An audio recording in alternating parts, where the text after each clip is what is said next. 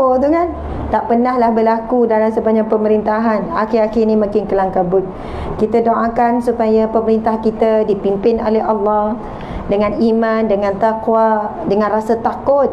Dalam memimpin negara ni perlu ada taqwa, rasa takut, kerana bakal dihisab, bakal dipersoalkan oleh Allah. Akan dipersoalkan maksudnya akan ditanya kuasa yang diberikan, apa yang kamu buat, adakah untuk keuntungan dunia ataupun kamu benar untuk menegakkan hak-hak Allah di atas muka buminya, perintah-perintah Allah berkenaan dengan larangan Allah. Allahu Akbar. Jadi ramailah pemimpin ataupun ni bukan cerita politik, tiba-tiba ustazah nak kempen ke, tak ada, tak masuk petanding ke, tak ada. Tapi subhanallah, pemimpin akan ditanya, rakyat juga akan ditanya. Hadis Nabi kan, kullukum ra'in wa kullukum mas'ulun an ra'iyatihi. Setiap daripada kamu adalah pemimpin. Kamu ni jangan nampak orang lain, kita. Hadis Nabi ni ditujukan untuk setiap manusia. Nabi sebut kullukum, setiap daripada kamu, tak terlepas. Makcik takut ustazah, cik jual goreng pisang je, tak ada pemimpin apa-apa, mimpin kedai goreng pisang je. Makcik pula suri rumah je, nak kena tanya juga ke pemimpin? Makcik bukan pemimpin mana-mana. Semua akan ditanya, tak terkecuali siapa pun. Nabi sebut kullukum ra'in, setiap daripada kamu adalah pemimpin. Wa kullukum, dan setiap pada kamu mas'ulun an ra'iyatihi, akan ditanya, akan dipersoalkan, akan dihisap akan apa yang dipimpinnya. Kalau dia tak ada keluarga, tak ada anak, dia sebatang kara, dia memimpin dirinya, dan dia akan ditanya sejauh mana dia menjalankan tugas sebagai rakyat. Hadis Nabi tu sambung, setiap raja adalah pemimpin, dia akan ditanya akan kepimpinannya. Setiap rakyat adalah pemimpin, dia akan ditanya akan kepimpinannya. Bukan kita kata jawablah esok, nak sangat jadi pemimpin, kau rasalah. Dan kita yang bukan pemimpin rakyat juga akan ditanya sejauh mana kita memilih pemimpin yang benar-benar Allah redha, sejauh mana kita ini berada di belakang pemimpin yang membawa kita ke syurga dan sebagainya. Macam ceramah politik dah ni. Allahu Akbar. Tu dia. Okey. Kemudian Nabi sambung lagi, setiap tuan adalah pemimpin, dan dia akan menjadi pemimpin kepada, ia akan ditanya akan kepimpinannya. Seorang hamba pun pemimpin, Nabi kata. Seorang suami adalah pemimpin dalam rumah tangganya, seorang isteri juga adalah pemimpin dalam rumah tangganya. Mereka semua akan ditanya akan kepimpinan. Jangan pula kita rasa sedap hati ibu-ibu, makcik-makcik, ketua rumah tangga kan suami, dialah yang jawab esok. Pandailah dia menjawab, kan? Dialah yang jawab esok depan Allah terhadap kita, terhadap anak. Tak, kita juga akan ditanya. Sebab kita juga diberikan akal yang sempurna, kita diberikan kemampuan untuk berfikir, kita diberi kemampuan untuk ikhtiar, untuk melakukan apa-apa tindakan, usaha, betul atau tidak? Jadi kita akan ditanya sejauh mana kita memimpin dalam rumah tangga, bab mendidik anak, bab suruh anak sembahyang, bab apa? Bab solat anak, berkenaan dengan tanggungjawab kita di rumah. Dan janganlah kita terpersona dengan kata-kata yang tidak ada dalam bab rumah tangga. Kan ada setengah ayat tu sedaplah kita orang perempuan kalau dengar. Bab apa? Kerja rumah ni orang lelaki semua, perempuan pembantu je. Dan perempuan kau tak nak masak, tak berdosa. Kan? Sebenarnya nyapu, lipat kain, jemur kain, semua orang lelaki. Kita orang perempuan ni, habis tu perempuan buat apa makcik? Perempuan layan suami je.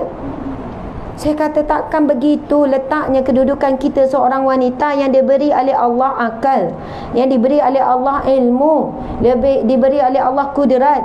Bahkan wanita itu lebih halus kalau dalam bab mendidik, lagi teliti dia dalam bab membentuk akhlak anak-anak, dalam bab cek ibadah anak, dalam bab kewangan. Saya nak tanya, siapa lagi teliti? Kalau bab duit lah, siapa yang kedekut, siapa pemurah? Tiba-tiba confuse jawab.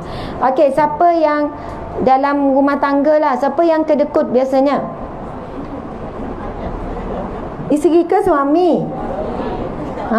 Marilah, orang lelaki tak ada ni, kita perasan je. Suami orang lelaki kedekut kan? Marah orang lelaki, biarlah.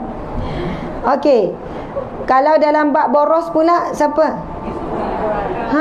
Tahu tak apa. Eloklah tu. Kan, suami kedekut berkira, isteri pula memboros. Ada perempuan kamai lagi kira-kira duit bang, kita kena jibat ni bulan ni bang. Oi, awak tengok ni, dia kira detail tu. Oi, tengok, tak sampai tengah bulan kita dah sesak dah ni. Kalau betul-betul tak jimat, tak kira betul, oh kamai lagi. Tiba-tiba lusa tu ada kawan mari bawa iklan. Kan, iklan benda tu memang dia sukalah, dia nak. Bang, benda ni bukan selalu ni murah macam ni. Sampai kiamat pun tak dapat dah harga macam ni bang. Lupa dah kira-kira dia itu. Kita beli ni nanti saya akan adjust kita punya kewangan. Tak ada masalah, cukup. Jangan risau. Boleh pula dia cari akal tu kan. Jadi ataupun tak apa bang, kita beli je. Ini untuk jangka masa yang panjang. Kalau tak grab hari ni kita rugi masa depan. Kadang-kadang ya kita diuji begitulah. Suami agak kedekut, isteri pula boros. Dua-duanya adalah satu bukan sifat yang baik. Masya Allah. Yang eloknya pemurah bukan sampai membazir. Membazir pula, berbelanja sampai membazir, hukumnya haram, saudaranya syaitan. Na'udzubillah min zalik. Alhamdulillah, subhanallah, muslimin muslimat sekalian. Terima kasih pada semua yang hadir. Jauh ni Banting ni. Saya tenaga petang ni makin low lah. Tapi semangat yang ada akan diteruskan perjuangan ni. Start daripada satu minggu ni, start daripada hari Selasa lah, Isnin tu tak, dia straight non-stop. Non-stop. Hari Khamis tu saya pergi Kuantan, lepas tu terus balik sampai malam. Pagi tu pergi Aikim, lepas tu bertolak hari Jumaat ke Kelantan, sampai 7.30 terus ceramah. Pagi Sabtu saya ada ceramah di Kelantan, habis dalam pukul 1. Lepas tu kedua ada program di Yadim semalam. Jadi sampai malam tadi dekat pukul 3 pagi. Lepas tu pagi tadi di Sungai Buloh, sekarang di sinilah. 3 hari 2 malam tak jumpa anak-anak. Macam tu lah. Jadi kalau ikutkan malam tadi, ingat nak terus balik Seremban, tapi bila tengok jam, kalau balik Seremban pukul 4 pagi. Jadi lebih baiklah, sebab pukul 7 nak keluar balik, nak pergi Sungai Buloh kan. Jadi Alhamdulillah anak-anak kami 7 orang tu, kita bukan ada maid yang duduk rumah, tapi pengasuh anak yang kecil tu dia datanglah tidur rumah. Bila kami keluar 3 hari ke 4 hari ke, yang pengasuh anak tu suami dia izinkan untuk duduk kat rumah, untuk tidur jaga. Alhamdulillah Allah mudahkan. Jadi kita ada anak kecil ni lain sikit rasa rindu tu kan. Bukan tak rindu yang besar, tapi yang kecil ni kan lain, tidur sekali apa kan dia cari. Adalah baby yang setahun lebih, ada yang 3 tahun. Masya Allah. Anak saya kan 7 orang. Yang besar dah tingkatan 2, dia dah boleh tolong jaga adik-adik. Alhamdulillah. Dan petang ni saya jumpa orang Banting, tapi saya dengar tadi ada yang daripada Johor kan. Tapi semua orang Malaysia ke ni? Ya, wah nampak macam Mak Saleh belaka sebab tutup ni tu kan. Semua lawa yang orang Banting ni, Masya Allah. Jangan buka lah tapi tak, semua nur cahaya, bahagia, gembira. Seronok tak jumpa saya? Buat-buatlah seronok je. Bukan senang ni. Ya Allah, masuk lalu jalan kampung tadi. Lalu jalan kampung, kawasan rumah besar-besar. Lapang, cantik. Saya tengok, kita duduk rumah teres kan, duduk tengah-tengah, tak ada tanah langsung. Bila tengok besar-besar, saya kata mencabar kat sini kalau nak buat majlis ilmu, sebab rumah tu jauh-jauh kan. Tapi Alhamdulillah petang yang barakah ni mencabar lagi, sebab ibu-ibu sekalian tengah kenyang tu. Suara pun tak keluar, tersekat dekat perut tu. Betul kan kenyang? Saya pun kenyang. Asalnya lapar, dia bagi nasi ayam. Sedap pula tu. Memang jadi banyak sikit makan. Alhamdulillah, terima kasih. Tapi nasi orang lah, bukan nasi ayam ya. Memang nasi orang untuk orang makan lah. Jadi Alhamdulillah, petang ni kita tak boleh lah nak serius, terik sangat ni. Sebab lelap lah nanti. Mula nampak ustazah seorang, lama 2 orang jadi ustazah. Kenapa 2 orang ustazah ni? Lama dah tak nampak langsung dah ustazah. Dah pergi mana dah, dia pun tak tahu ke mana dah. Jadi kalau kita nampak ada orang sebelah tu ngantuk tu kan, kita dodoi kalah dia. La ilaha illallah, la ilaha illallah. Tak apa, nanti kita buat aktiviti. Jadi Alhamdulillah petang ni kita akan baca buku Titian Akhir Zaman. Ada lebih kurang dalam 2,000 orang lah tengok live, campur dengan Instagram. Yang hadir ni ada 20,000 ni kan. Yang nampak, yang tak nampak kita tak tahu kan. Termasuk yang berada di rumah tu. Tu jadi 20,000 tu. Alhamdulillah, ibu-ibu, bahagia saya dapat jumpa petani. Suara pun dah serak kan. Bila suara serak campur dengan penat, jadi minta maaf kalau penyampaian tu kurang baik, kurang firm, kurang macam itulah ibu-ibu. Sekarang kita akan buka buku Titian Akhir Zaman. Ini buku yang ditulis oleh profesor, doktor daripada Universiti Islam Antarabangsa, UIAM, di Gombak tu kan. Walaupun nampak nama tu kan, Mek Wok Mahmud, Raudatul Firdaus, Fatah Yasin, Muhammad Puzi Yusof, semua tu adalah profesor, doktor, pakar dalam bidang Al-Quran Sunnah, dalam bidang usuluddin, ada kepakaran masing-masing. Dan saya adalah salah seorang penulis dalam buku ni. Penyumbang lah, bukan penulis sangat tapi penyumbang. Kalau nama saya tu adalah menyelit tu ya. Kena tunjuk. Kita ada buku, ibu-ibu ada buku lali je. Okey, bab yang ke-12. Bahaya nifak akhir zaman. Bahaya nifak akhir zaman. Bab yang ke-12. Bukan tengok kat kandungan ibu-ibu. Beria tu dia belek. Tengok kat kandungan dulu. Tengok kat kandungan dulu ya. Comel baby kecil. Besar dah tu, nampak kaki besar. Nampak tadi kan kecil. Okey, tengok bab yang ke-12 tu, bahaya nifak akhir zaman. Bahaya sifat munafik akhir zaman. Yang kadang-kadang kita tidak sedar kita ada sifat munafik ni, kita ada. Jadi bab yang ke-12 ini ditulis oleh Dr. Nurul Jannah Zainan Naziri, dan adalah menyelit nama saya kat bawah tu, Asma Harun. Jadilah tu. Makcik-makcik tak ada kan macam ni. Ni bukan menyombong ni, ni gurau je. Janganlah buat catatan pula. Ustazah Asma takabur. Astagfirullahalazim, nauzubillah. Okey, ibu-ibu muslimat sekalian, buku ni kalau ikutkan harganya adalah RM30 dengan ketebalan, dengan isi kandungan, dengan semua tu. Tapi sempena hari lahir Ustazah, saya lahir 22 September, hari lahir lagi tu. Makin tua makin beria sambut. Tak ada sambut apa-apa pun. Tapi kami mengadakan, maksudnya bersyukur dengan memberikan banyak les buku Ustazah ada baba semuanya 10 ke 15%. Jadi buku ni pun kita tolak, jadi harganya dalam RM25. Kalaulah ada orang nak sangat buku ni tapi dia betul-betul susah, memang tak ada duit, Allah paling tahu ni ada duit ke tak ni. Jangan tiba-tiba buat muka kesian, saya tak ada duit. Tapi gelang tu geling.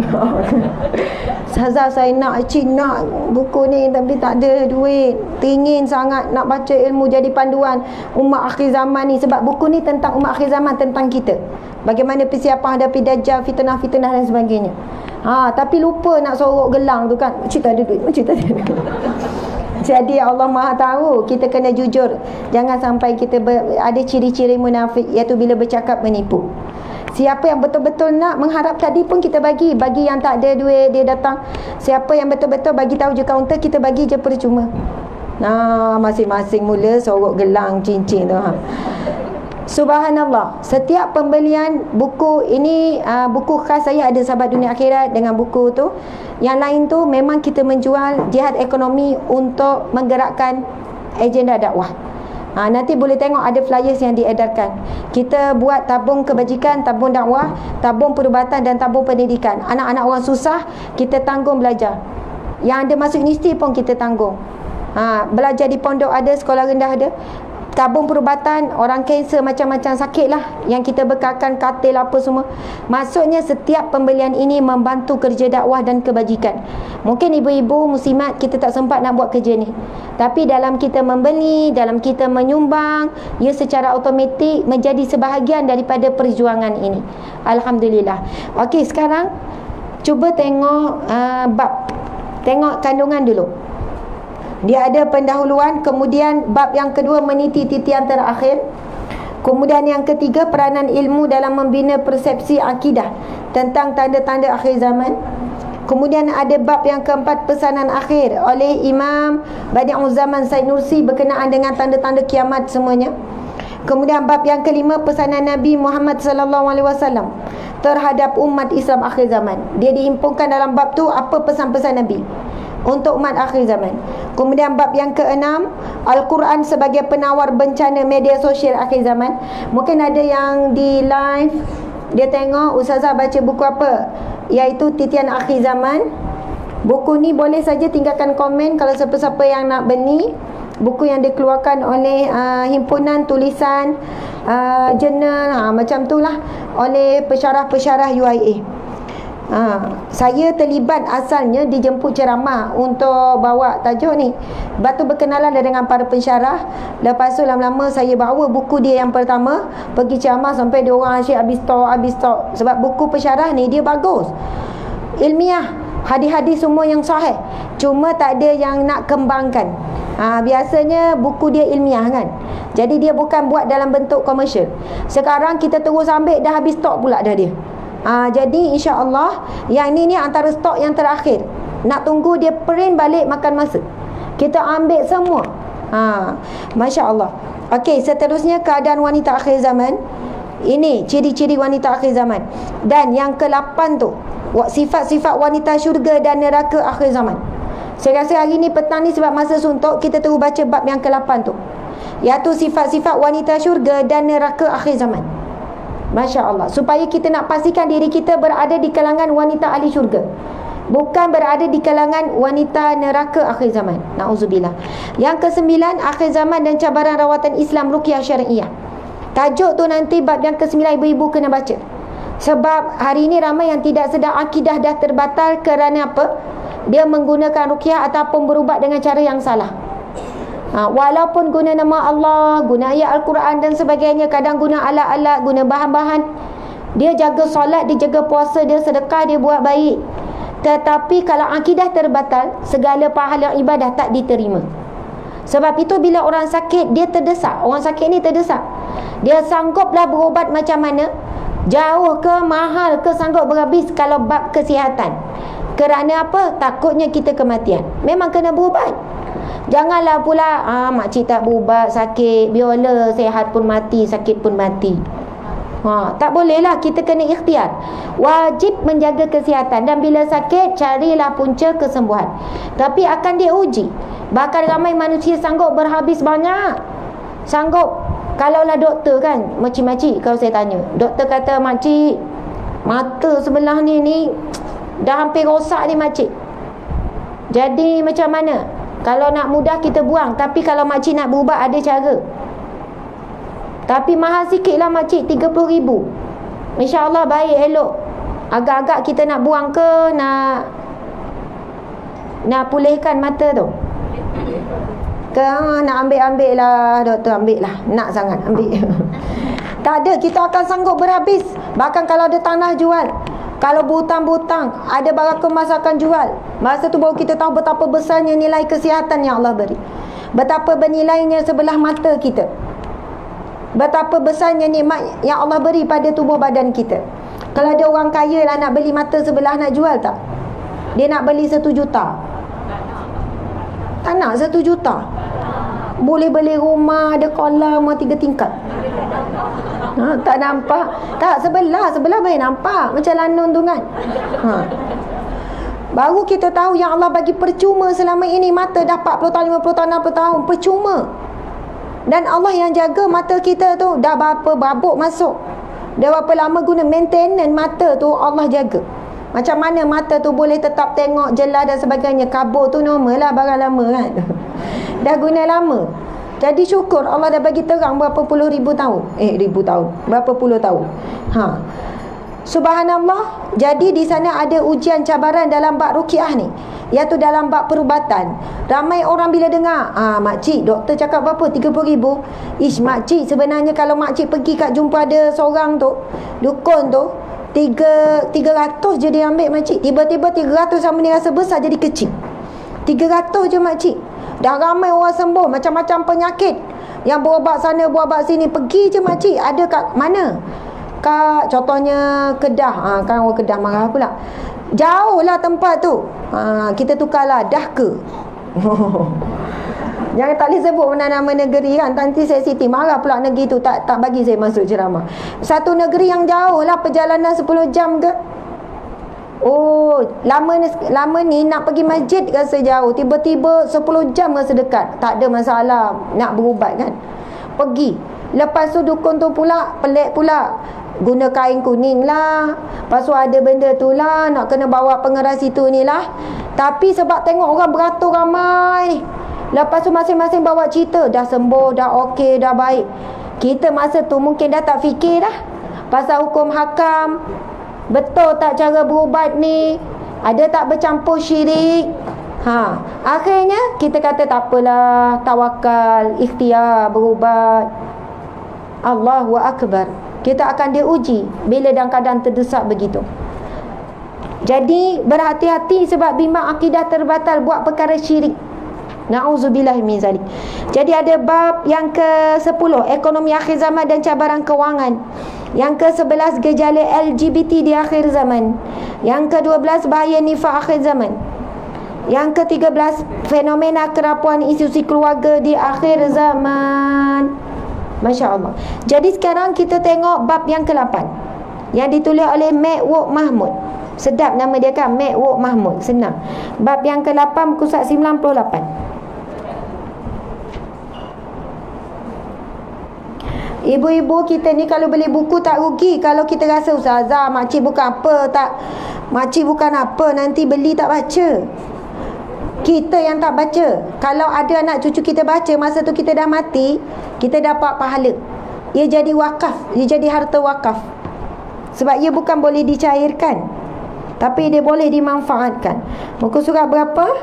98. Sifat-sifat wanita syurga dan neraka akhir zaman. Oh, tajuk pun dah risau tu kan. Tajuk kita hari ini adalah fitnah akhir zaman. Terima kasih ya yang hadir di live. Okey, saya nak duduk pula. Bismillah. Boleh tinggi. Tengok air banyak nak suruh saya habiskan. Masya Allah, alhamdulillah.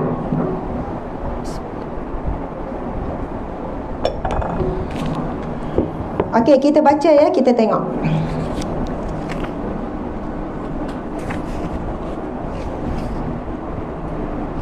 Kita buka terus muka surat 102. Depan tu tengok Mek Wok ni, tapi tak tulis. Mek Wok ni antara, subhanallah, ada nanti kat belakang dia punya biografi dia ada pada belakang sekali. Mek Wok ni, subhanallah, tawaduk jadi orang ni. Saya nak tengok jap Mek Wok ni sebagai apa. Mek Wok Mahmud, PhD, merupakan seorang profesor madya di Jabatan Fiqh dan Usul Fiqh UIA. Masya Allah. Itulah dia.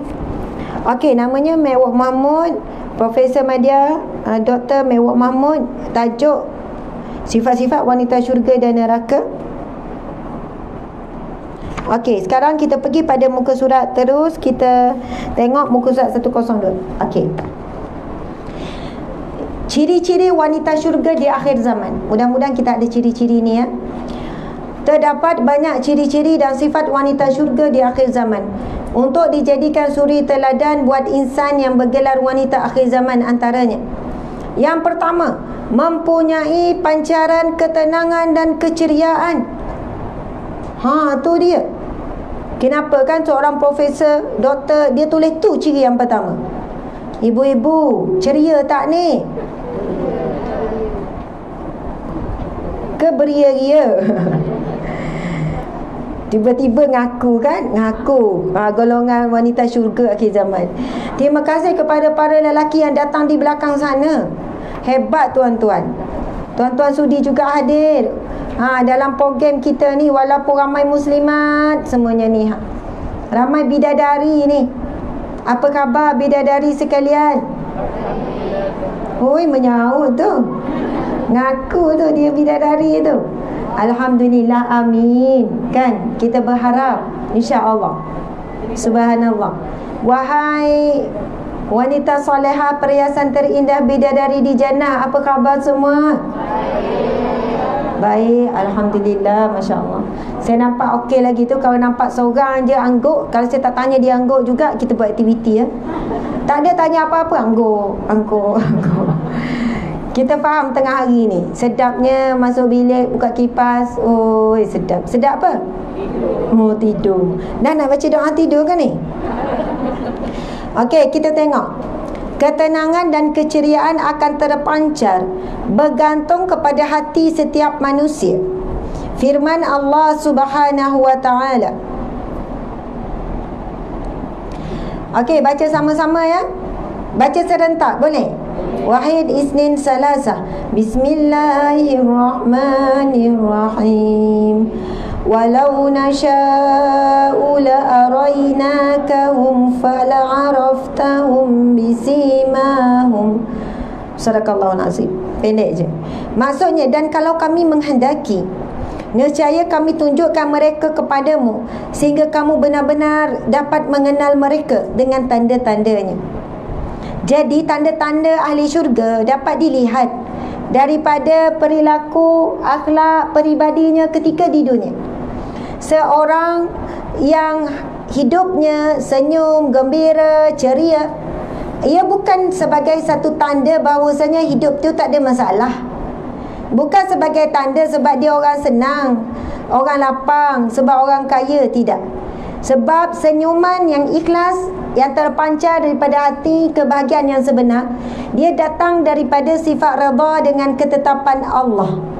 Dia datang daripada sifat sabar dan sifat bersangka baik. Masya Allah. Macam saya datang petani kan, saya tengok wajah ibu-ibu sekalian ceria. Kat rumah ni ceria tak? Ya, dengan suami senyum, ceria. Alhamdulillah, subhanallah, butuhnya orang banting dapat isteri yang ceria. Kalau 24 jam tu kan, kalau tak keluarlah dengan suami kat rumah, banyak senyum ke banyak masam? Rasa-rasalah muka kita ni suami pandang, sejuk mata memandang ke, panas ke, suam je. Wah, perasaannya sejuk. Oh, rasa suami kalau tengok sejuk, macam tu. Dia akan tenang, tenteram. Dia macam tak kalih lah tengok benda lain. Macam tu. Lepas tu suami cakap, tak puas lah tengok awak ni. Ya. Oh, hanya dibanting saja saya rasa. Masya Allah. Hebat ni, hebat wanita banting. Kena korek rahsia ni. Masya Allah. Sebab ada orang dia boleh ceria, manis, dengan kawan-kawan boleh 2 jam senyum. Sampai orang tanya, kau ni kan senyum manjang. Memanglah aku ni sejak lahir dah senyum. Memang dilahirkan penyanyum. Balik rumah bertukar muka tu. Assalamualaikum bang. Waalaikumsalam. Dah makan dah bang? Dah. Pinggan basuh tak? Terus bagi peluru pepandu. Lepas tu tengok kat dapur, menono ni kat dapur. Awak ni takkan tak payah basuh satu. Dah start masam dah. Awak buat apa kat rumah daripada pagi sampai petang? Tanya soal selidik. Allahu Akbar. Orang yang ceria, saya ni cakap pada diri saya sebenarnya, bukan pada ibu-ibu. Bila disebut antara sifat wanita ahli syurga, berwajah tenang, berwajah ceria, sebab itu adalah ciri-ciri wajah Rasulullah sallallahu alaihi wasallam. Orang yang paling banyak ujian, yang paling banyak cabaran, yang paling banyak dugaan. Kalau dalam buku ni, dalam buku Sahabat Dunia Akhirat, nanti kita buka, ada satu muka surat ni, bagaimana saat Rasulullah diludah dengan air liur. Kita pernah tak orang ludah dengan air liur kat muka kita? Maksudnya kita ni, ujian kita ni memang rendah je ibu-ibu. Nabi Muhammad ni sebaik-baik manusia, kekasih Allah, semulia-mulia akhlak. Macam mana Nabi dalam keadaan kedudukan yang sangat tinggi, sangat hebat tu, tak pernah nyakitkan hati orang tu. Dia berhadapan dengan orang benci sungguh-sungguh, bukan benci main-main. Benci sampai nak bunuh. Ke ada kita ni sedang dalam diekori dan ada orang nak bunuh ni? Tak ada kan? Kalau benci pun orang untuk itu je lah. Tapi Nabi Muhammad kita berhadapan dengan situasi nak dibunuh, dicaci, dihina, dikata gila, diludah, dibaling pasir. Maksudnya ujian bukannya main-main, bukan ringan, yang paling berat. Satu ketika Nabi Muhammad SAW dalam keadaan apa? Dibaling dengan pasir, diludah dengan air liur, bukan pada badan, bukan pada tangan dia, pada wajah. Subhanallah. Kemudian datanglah seorang kanak-kanak kecil pergi menyapu wajah si ayah. Kemudian bila ditanya siapakah kanak-kanak itu, kemudian ada sahabat menjawab, itu adalah Zainab. Masa ni Zainab kecil. Subhanallah. Dan Zainab menangis tengok ayahnya diperlakukan begitu. Lalu apa jawapan Rasulullah kepada anak anda Zainab? Rasulullah jawab, wahai anakku, jangan engkau kecewa, jangan engkau sedih, jangan engkau bimbang. Sekiranya satu hari nanti ayahmu akan mati terbunuh kerana jalan Allah, kerana perjuangan ni. Masya Allah. Maksudnya di sini kita bukan kata tak boleh sedih bila ada benda musibah, benda sedih-sedih lah. Tapi bukan berlarutan lama, sampai berhari-hari, sampai berbulan-bulan, sampai bertahun-tahun. Memang kita sedih kalau kematian suami, kita sedih kalau kematian anak, kematian ibu ayah. Tapi janganlah biarkan diri kita berlama meratapi takdir Allah, sedangkan ada takdir Allah yang lebih indah di hadapan sana. Jika kita cepat-cepat memilih untuk redha, cepat-cepat memilih untuk melepaskan, kerana suami bukan milik kita, anak-anak bukan milik kita, bahkan diri kita sendiri bukan milik kita. Masya Allah, Allahu Akbar. Jadi wanita ahli syurga ni mempunyai pacaran ketenangan dan ceria ni. Dia bukan kita ni kadang bergantung pada hari tu. Kalau hari tu hari tu apa kita panggil, tak ada ribut, tak ada taufan, kita ceria lah. Tiba-tiba pagi-pagi suami dah buat perangai, satu hari dia masak. Maksudnya sifat ceria dan tenang ini dia bukan menggantungkan kepada keliling. Ada orang, Ustazah saya ni sebenarnya saya ni penyayang, saya ni lemah lembut, tapi sebab perangai suami tu saya jadi kasar. Maksudnya dia gantungkan diri dia pada suami, pada anak. Saya Ustazah sebenarnya saya bukan macam ni, tapi saya jadi kasar kat rumah. Buat budak-budak tu menguji sabar sungguh lah. Bertempih saya gerak. Saya cakap pada diri saya sendiri ni bila kita selalu meletakkan untuk sabar, untuk jadi tenang, untuk jadi ceria pada sekeliling, kita tak akan dapat. Tapi kalau kita nekat, ya Allah, aku nak mempunyai akhlak yang mulia. Antaranya Rasulullah SAW sentiasa berwajah ceria. Para sahabat sebut, para isteri Nabi pun sebut. Jarang, bahkan tidak pernah ada sahabat Nabi ni tidak pernah aku melihat wajah Rasulullah melainkan dalam keadaan tersenyum. Bukan Rasulullah sentiasa bahagia, Rasulullah ada juga sedih, derita, tapi sentiasa wajah tu senyum. Kalau kita buat satu hari lah macam tu, kok suami kita pelik kan? Senyum manja. Bang, tak apa bang, pinggan tu saya basuh. Senyum. Nampak kain yang bergulung, kain plekat kan, dia malah sangkut bergulung kat lantai kan? Tak apa bang, tak apa. Senyum. Mungkin kat nak tidur tu suami tanyalah kok kan, awak dah kenapa pelik sangat? Tak pernah awak macam ni. Tak apa bang, wajah ahli syurga. Jawab gitu kan. Bimbang ni suami kalau macam ni. Dia telefon anak-anak ni, balik cepat, mak kau dah ada tanda-tanda dah ni. Tak pernah macam ni perangai dia, senyum pagi sampai malam. Mak kau kalau sehat dia bebel, hari ni dia tak bebel. Pelik sangat. Kan biasa orang nak dekat mati ni kan dia berubah. Dan mak kau berubah. Nak katanya kita ni macam jauh daripada sifat Nabi, akhlak Nabi, sunnah Nabi. Jangan letak syarat untuk memiliki akhlak mulia. Syarat kita orang keliling okey. Ustazah, kalau suami saya okey, saya okey. Dah dia buat perangai, macam ni lah saya. Kalau dia okey, memimpin ke syurga, saya insya-Allah jadi wanita syurga. Bahayalah macam tu. Allah bagi kita akal untuk berfikir. Kita sendiri ada daya kemampuan kita untuk berubah. Jadi jangan tangguhkan nak berubah. Dulu saya jadi perunding rumah tangga, ramai isteri macam tu. Ustazah, nasihatkan sikit suami saya ni. Suami duduk sebelah, muka macam tak nak layan. Kenapa nasihat? Yelah ustazah, dia kan suami, patut memimpin saya, memimpin anak-anak. Ustazah nasihatkanlah sikit supaya dia buat kerja dia sebagai suami, bertanggungjawab.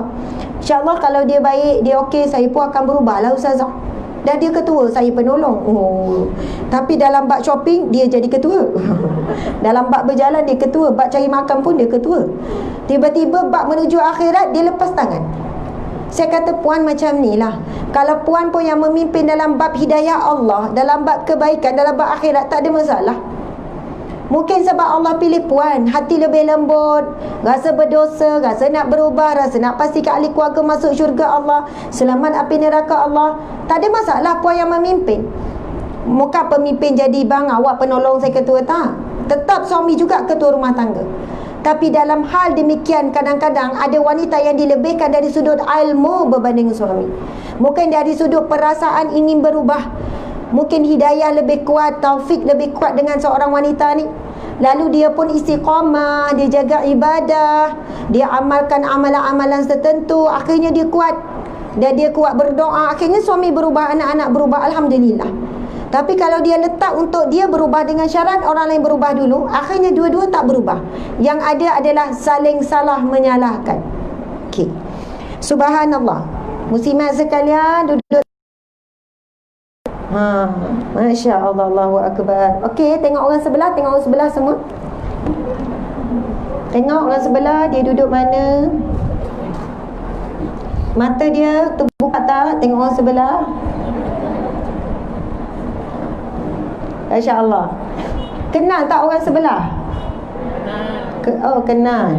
Alhamdulillah, kenal. Okey. Sekarang tolong pilih jap pasangan, tapi jangan sentuh lah, jangan pegang. Tengok ada pasangan, ada. Tunjuk saya awak buat macam ni. Okey, sekarang tengok orang sebelah, kiri kanan. Tengok, jangan tengok saya. Tengok, tenung mata dia sampai menembusi hati dia. Macam tu Okey. Sekarang ikut saya ya, ikut saya. Tengok, jangan tengok saya, tengok orang sebelah. Assalamualaikum. Saya nak cakap sikit. Kamu, awak janganlah tidur. Kesian ustazah tu. Dahlah suara serak. Beria ceramah. Boleh pula kau tidur. Saya nak pesan sikit lagi. Tengok kiri kanan. Kita orang perempuan kena jaga aurat. Tudung tu labuh tutup dada, tutup seluruh badan, kecuali muka dan tapak tangan. Kaki tu aurat juga. InsyaAllah sejuk di sana. Memanglah rimas panas sikit, tapi tak apa. Dunia sementara. Saya nak cakap lagi. Kita orang perempuan kenalah lemah lembut, cakap sopan, lagi dengan suami. Kita ni Allah ciptakan semula jadi pemalu. Jadi besarkanlah sifat malu. Jaga pergaulan, batasan.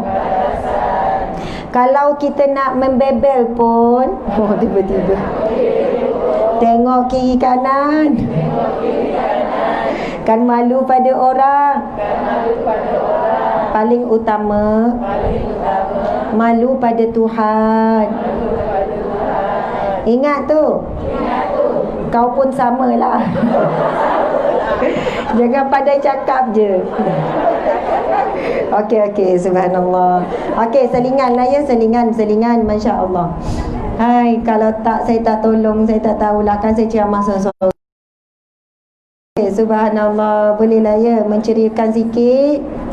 Okey, sekarang pusing balik, tengok balik saya, Masya Allah. Okey, jadi kita sambung tu keterangan tu. Dalam ayat yang lain dijelaskan mengenai tanda-tanda keceriaan di wajah mereka. Orang yang wajah ceria ketika hidup, insya-Allah akan bertemu dengan malaikat yang berwajah ceria. Malaikat apa? Tiba-tiba. Malaikat apa? Nak jumpa malaikat apa? Nak jumpa tak malaikat Israel sakaratul maut? Tak nak? Tak nak akan jumpa. Nak lagi mana? Kullu nafsin za'iqatul maut. Setiap yang bernyawa pasti akan mati. Kita ni dah tak lama nak jumpa malaikat Israel ni. Aduh ni dia ni. Kan? Malaikat sakaratul maut, malaikat maut. Lepas dah jumpa malaikat Israel, jumpa malaikat mana pula? Munkar Nakir. Dah ready belum soalan Munkar Nakir? Kita test ya. Soalan ni dah bocor lama. Man rabbuka? Si baik dia jawab. Syukur. Allahu Rabbi. Allah Tuhanku. Okey, soalan seterusnya. Ma dinuka? Islam dini. Islam agamaku. Man nabiyuka? Nabi Muhammad sallallahu alaihi wasallam nabi. Ma kitabuka? Al-Quran kitabi. Ma ikhwanuka? Man ikhwanuka? Siapakah saudara-saudaramu? Al-muslimina wal muslimat wal mu'minina wal mu'minat. Subhanallah. 5 tu. Soalan tu dah bocor lama dah tu. Nanti hafal tasmek dengan cucu. Cuba tanya 5 soalan ni. Wan nak ready nanti jumpa Munkar Nakir. Wan nak kena hafal dari sekarang. Lancar nanti insya-Allah jumpa Munkar Nakir. Tapi soalan ini bukan dijawab dengan hafalan, bukan dijawab dengan kelancaran, tapi dijawab dengan amalan kita di dunia. Bahkan soalan yang pertama, man rabbuka, siapakah Tuhan kamu pun belum tentu kita boleh jawab di dalam kubur. Kalau sepanjang hidup kita bertuhankan hawa nafsu, bertuhankan harta, bertuhankan duit. Kita kalau ada duit bahagia, ceria, tiba-tiba tak ada duit, kau kenapa buka macam tu? Kau tak tahu, kau tak ada masalah. Kau tak tahu cerita. Kau senanglah nak cakap.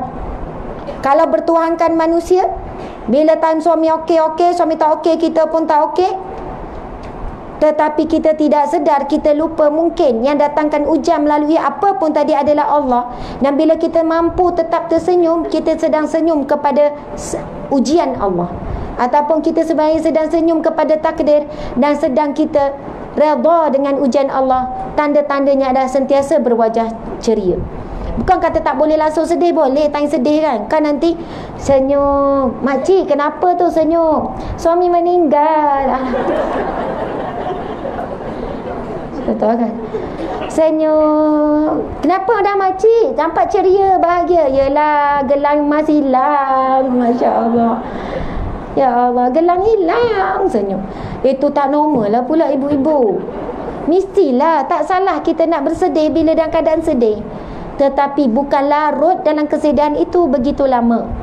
Masya Allah, Allahu Akbar. Sebab itu kan kita diajarkan oleh Nabi SAW satu doa. Siapa yang nak ceria, amalkan doa ni. Ikut saya boleh? Doa ni ada dalam mak surat. Bismillahirrahmanirrahim. Allahumma. Ya, adik-adik, anak-anak kat belakang tu angkat tangan sikit. Ui, baguslah. Angkat tangan. Angkat tinggi belakang. Oh, nasib baik adik-adik betul. Oh, mak-mak angkat juga. Adik-adik ya. Masya Allah. Yang belakang anak-anak belakang. Anak-anak. Yelah, minta maaf ni pun anak juga, anak orang juga kan. Tapi yang angkat tinggi lagi. Baguslah kamu, Masya Allah. Yang anak-anak ni nanti kan sebelum balik jumpa Ustazah ya. Kamu datang sebab apa ni? Kenal ke Ustazah? Kenal? Ramai anak-anak, budak-budak tak kenal pula. Terasa hati. Nanti ya, balik nanti kita jumpa. Ustazah kagum. Nampak macam ada darjah 2. Oh, buat macam ni kat belakang. Darjah 2, darjah 3, darjah 4. Macam pelajar-pelajar sekolah rendah kat belakang tu kan. Kau kena paksa ni. Tak kan? Rasa tak tu. Ya Allah, hebat ni orang Banting. Hanya di Banting, Malaysia.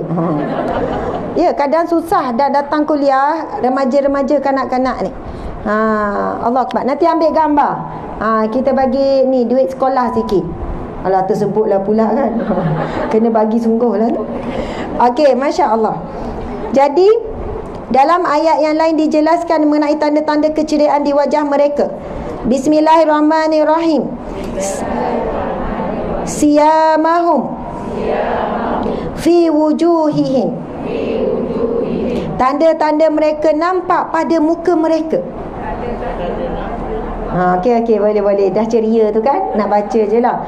Muslimat sekalian, tadi tak habis tu. Kita hidup akan jumpa malaikat Israel. Lepas tu jumpa malaikat Munkar Nakir.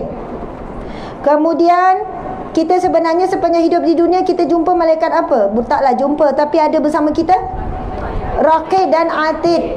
Raqib dan Atid. Masya Allah. Kemudian insya Allah kita akan berhadapan dengan malaikat Israfil. Bila Israel datang memanggil. Betul, bila Israel datang memanggil. Itu malaikat maut kan. Nanti yang tiup sikar kekala ni, malaikat Israfil ni. Ketika itu kita semua akan dipanggil untuk menuju ke padang mahsyar. Tiup angin sangkakala ni, malaikat Israfil. Kemudian mudah-mudahan kita akan berakhir berjumpa dengan malaikat Ridwan. Malaikat Ridwan adalah malaikat yang wajah paling bercahaya, cahaya, senyum, ceria, bahagia. Kerana apa? Malaikat Ridwan dia menjaga pintu syurga. Dia punya seronok, dia punya mengalukan kedatangan ahli syurga bila nak masuk. Dan wajah malaikat yang paling menakutkan adalah malaikat Malik, iaitu penjaga neraka. Dengan wajah yang bengis, dengan wajah yang menakutkan dan keadaan kemarahan. Apabila penghuni neraka yang Allah marah, yang Allah murka, mereka mula nak masuk ke dalam neraka. Bahkan ramai manusia tak nak. Kemudian dia akan panggil, dia akan tarik. Ada malaikat-malaikat lain yang bertugas untuk mengheret. Sebab apa disebut? Kalau bab neraka, dia akan guna perkataan dalam Al-Quran ke dalam hadis Nabi, diheret, dicampak. Sebab semua enggan, tapi akan diheret, dipaksa. Tapi bila melibatkan ahli syurga, mesti kalimah yang akan digunakan dalam Al-Quran, salamu qawlam min rabbir rahim, salamun alaikum bima sabartum. Banyak lagi lah. Sebab mereka akan dijemput. Kalau Allah berfirman dalam satu surah, dalam satu ayat yang salamun alaikum bima sabartum, ayat sebelumnya Allah berfirman yang berbunyi, yang bermaksud apabila masuk ni, ahli-ahli syurga nak masuk syurga ni, berdiri seluruh para malaikat di setiap penjuru syurga. Penjuru syurga ni tak tahu besar mana, dan tak tahu berapa ramai malaikat yang akan berdiri. Lalu para malaikat pun memberi salam, salamun alaikum bima sabartum. Salam sejahtera ke atas kamu disebabkan sabar kamu di dunia dahulu. Macam-macam sabarlah kita. Sabar ngantuk dalam kuliah. Tiba-tiba kan, uish, macam mana ni? Ustazah perasan juga akhirnya. Dia ingat duduk belakang tiang, Ustazah tak perasan. Itu mujahadah kita. Saya tahu ni, penat ni kan, maka kenyang duduk ni sebab saya ceramah. Kalau saya duduk, saya dah tidur lama. Kalau saya tertidur, pelik sangat berceramah tertidur. Tapi saya pernah terlampau letih, tak cukup rehat, tak cukup tidur, tengah ceramah online. Saya yang ceramah, bukan orang lain. Saya tengah bercakap, boleh lelam. Bayangkan, saya kata, ya Allah, minta maaf. Tak sedar kadang-kadang tu berlaku macam tu kan. Sebab dia berturut tu, tak cukup tidur dan sebagainya. Jadi kita ni banyak sabar. Orang kaya pun sabar. Sabar apa? Sabar dalam mendidik hati dia untuk sentiasa bersyukur kepada Allah. Bukan senang ya. Dalam keadaan senang, dalam keadaan sehat, dalam keadaan bahagia, nak bangun tengah malam bersyukur pada Allah bukan senang. Yang senangnya kalau dalam keadaan sakit, dalam keadaan sedih, dalam keadaan kecewa untuk bangun malam, itu lebih mudah. Tapi dalam keadaan senang lenang, anak pun elok, suami pun elok, makan pun kenyang, nak bangun 30 minit, satu perkara yang berat. Nak bangun 1 jam lagi berat. Rupanya ujian dalam bentuk musibah lebih mampu kita lalui berbanding ujian dalam bentuk nikmat. Sebab itu dua-duanya sabar. Dan pintu yang antara pintu yang luas untuk masuk ke dalam syurga adalah babus sabr, iaitu pintu sabar. Sebab itu kita minta dengan Allah, Allahumma ja'alna minas sabirin. Ya Allah, jadikanlah aku di kalangan hamba-hambamu yang sabar. Sabar dalam setiap ujian, sama ada nikmat ataupun musibah. Allahu Akbar, Masya Allah. Jadi tadi nak baca doa, sebenarnya doa yang Nabi ajar tu. Okey, duduk tegak, tarik nafas. Beria tarik nafas, macam tak bernafas. Okey, tarik, tahan, lepas. Terima kasih akak menyambut saya. Dia buat, lepas tu dia buat lepas. Walaupun tak tahulah dia tarik lepas betul-betul, tak tahulah kan. Tapi saya rasa disambut lah. Okey, sekali lagi, tarik, tahan, lepas. Subhanallah, betul-betul buat. Masya Allah. Allah dah bagi kita tarik, lepas dah 40 tahun, 50 tahun, betul tak? Dan kita tak sedar pun kita tarik dan lepas nafas sampai sekarang. Sehingga satu saat kita dah boleh tarik, dah tak boleh lepas dah. Dah tak ada nafas dah saat kita mati. Subhanallah, itu nikmat yang sangat besar. Masya Allah. Okey, sekarang tarik nafas dalam keadaan tangan macam ni. Subhanallah. Tangan tu macam ni. Tarik nafas, tarik. Lepas tu saya sebut takbir. Lepas tu ibu-ibu Allahu Akbar. Boleh tak? InsyaAllah, insyaAllah. Okey. Macam nak pergi pegang ni. Okey. Tarik nafas. Takbir. Allahu Akbar. Bila lepas tu buat kuat-kuat. Allahu Akbar. Boleh? Masya Allah. Okey, lagi duduk tegak. Nampak muda 10 tahun. Okey. 1, 2, 3. Tarik. Takbir. Allahu Akbar. Oh, semangat. Masya Allah, luar biasa. Hanya dibanting Selangor, Malaysia. Okey, adik-adik kat belakang tu, Ustazah tak nampak anak-anak. Buat tak? Buat. Ustazah nak tengok kamu berdiri.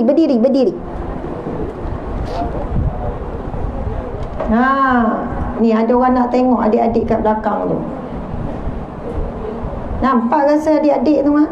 Adik pula. Padahal tahap anak tu, bukan adik tu. Ustazah perasan muda pula. Yelah, anak saya pun dah tingkatan 2 kan. Nampak anak-anak tu belakang tu berdiri semua. Dengar tak Ustazah ceramah? Ke tunggu nak makan skrim tu? Okey. Bismillahirrahmanirrahim. 1, 2, 3. Tarik. Takbir. Allahu Akbar. Oh, subhanallah, hebat. Suara dia orang belakang tu kalah kita kat depan. Masya Allah, Allahu Akbar. Anak-anak macam ni datang masjid, datang rumah Allah, datang surau pun rumah Allah, tempat sujud, tempat salat. Kita panggil musalla kan? Maksudnya tempat salat, tempat kita membesarkan Allah. Anak-anak macam ni, dek jangan lari. Nak, kenapa tu? Oh, sedih saya tengok. Dia ada tu nak agih-agihkan tu. Okey. Faham. Sekarang pukul berapa ya? Sekarang dekat 3.30. Okey, muslimat sekalian, insya-Allah tu aktivitinya. Nanti aktiviti lain pula. Jadi nak baca doa tadi tu. Bismillahirrahmanirrahim. Allahumma inna nas'aluka. Minta maaf salah sikit. Allahumma inna na'udzubika minal hammi wal hazan, minal ajzi wal kasal, minal jubni wal bukhl, min ghalabati daini wa qahri rijal. Ya Allah, kami mohon daripadamu, kami mohon berlindung daripadamu daripada sifat sedih dan duka cita yang berlebihan, daripada sifat lemah dan juga malas, daripada sifat pengecut dan bakhil. Dan kami mohon perlindungan daripada bebanan hutang dan juga kekerasan kezaliman manusia. Amin ya rabbal alamin. Boleh cari saja doa ni dalam surat ada. Kalau tak, Google ibu-ibu, cari doa berlindung daripada sifat malas, sifat sedih. Doa ini diajarkan oleh Rasulullah sallallahu alaihi wasallam. Nabi sallallahu alaihi wasallam bersabda, satu ketika Nabi tengok ada seorang sahabat, dia duduk di Masjid Nabawi dalam keadaan sedih. Lalu Nabi bertanya, saya lupa nama dia, wahai sahabatku, kenapa kamu berada di masjid saat bukan waktunya? Maksudnya kalau waktu Zuhur, waktu Asar, waktu Maghrib ialah nak semayang. Dia berada bukan pada waktu solat. Lalu Nabi tanya, kenapa engkau berada di sini bukan pada waktunya? Kemudian sahabat Nabi menjawab, ya Rasulullah, hidup aku dalam keadaan duka cita, sedih, dan juga aku sedang dibebani hutang. Lalu Nabi pun bersabda, maukah kamu aku ajarkan satu doa yang apabila kamu beramal dengannya, maka Allah akan hilangkan kesedihanmu dan Allah akan menyelesaikan hutangmu walaupun hutang kamu setinggi gunung. Kita ni kalau hutang boleh tak tinggi gunung Tak adalah kan. Tak adalah banyak macam tu. Lalu Nabi mengajarkan doa tu, Allahumma inni a'udzubika minal hammi wal ahzan wa a'udzubika minal ajzi wal kasal wa a'udzubika minal jubni wal bukh wa a'udzubika min ghalabati daini wa qahri rijal. Subhanallah. Saya kan ada seorang mualaf namanya Kak Farah, Ustazah Uhti Farah Leong. Kalau siapa biasa ikut saya banyak buat live kan di page Ustazah Asma. Follow tak Ustazah Asma? Follow. Cu tunjuk betul ke? Ke follow orang lain? Bersungguh makcik nak tunjuk. Sebab ada banyak nama Ustazah Asma. Ya, betul makcik, tengok sikit. Tengok. Tak keluar makcik sudah. Subhanallah. Ni follower Tega ni. Masya Allah. Sekarang live. Ni kita ambil muka makcik ni. Mana makcik sekarang live? Tu dia makcik kita. Yang sedang tunjuk tu dah masuk. Nanti balik tengok tunjukkan anak-anak ya. Masya Allah. Okey. Jadi ada seorang hamba Allah ni namanya Farah Leong, mualaf masuk Islam. Kanser stesen 4. Nanti rujuk makcik ni ya, mana satu. Sebab nama page yang dibina atas nama Asma Harum banyak. Yang betul-betul satu muka saya dengan suami pakai tudung purple. Yang tu lah. Jadi yang lain tu kita pun tak kenal. Ustazah Asma Harum fan club pun kita tak tahu siapa yang buat. Tapi tak apalah kan, dia menyebarkan kebaikan. Jadi kalau tengok ada satu video live tu, ramai-ramai orang menangis tengok. Uhti Farah Leong ni seorang mualaf, aktivis kami juga, aktivis dakwah, buat kerja amal, buat kerja dakwah, bantu mualaf, sebarkan Islam kepada non-Muslim dan sebagainya. Dia kanser stesen 4. Tapi kalau tengok dia dalam live tu, tak macam kanser stesen 4. Kemo dah habis dah. Berapa trip kemo, kanser semakin merebak, bukan semakin pulih. Dah pergi ke paru-paru, dah pergi ke tulang-tulang sampai berlubang, macam-macam lah. Tapi sampai hari ini hampir setiap hari datang pejabat. Semalam kemo dah lepas, kita kata tak payahlah Kak duduk kat rumah Ustazah, saya lagi sihat, saya nak mati di jalan dakwah. Kita kalau tengok semangat dia, yang kita penat apa, dengan kesan kemo, dengan dia dah gugur rambut, tangan pun dah gigil, kuku tu berbelang-belang. Kita tahu kesan kemo macam mana.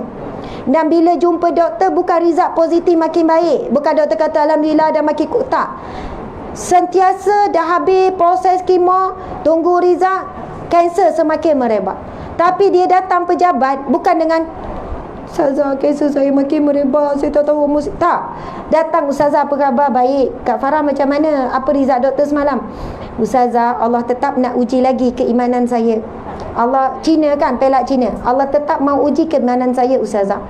Dan result semalam, kanser saya semakin merebak, semakin bertambah. Tapi tak apa Ustazah, saya yakin dengan Allah. Peraturan Allah terbaik. Perancangan kehendak Allah lebih baik daripada kehendak saya.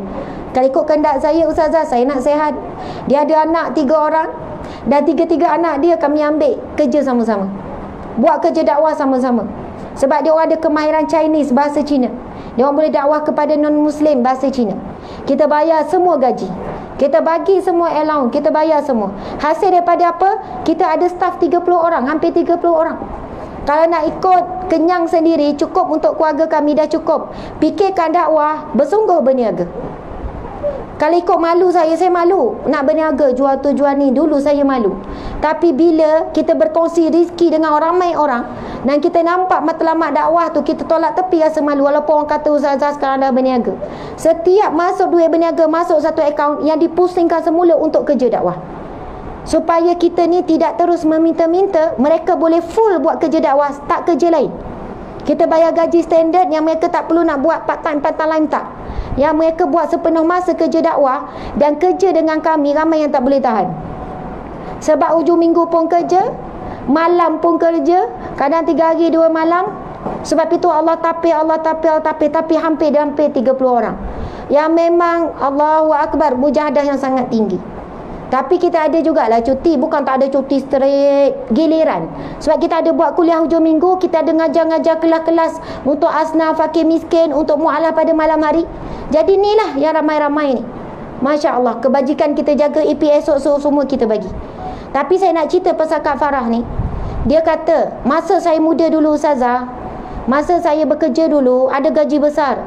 Macam manager macam tu lah. Sebab dia pun ada degree apa, bahagian kewangan, bahagian HR apa.